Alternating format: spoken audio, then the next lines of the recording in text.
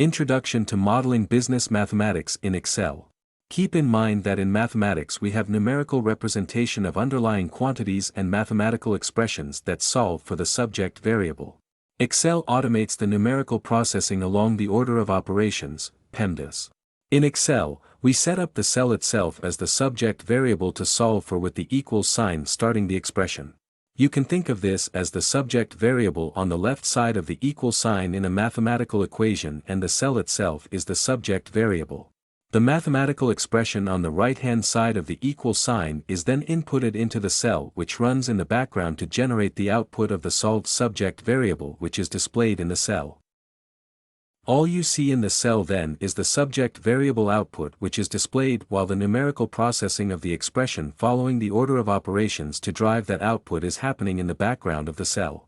So ultimately, the cell solves for the subject variable and does the numerical processing in the order of operations, which outputs the answer of the subject variable while hiding the expression which is processed in the background of the cell.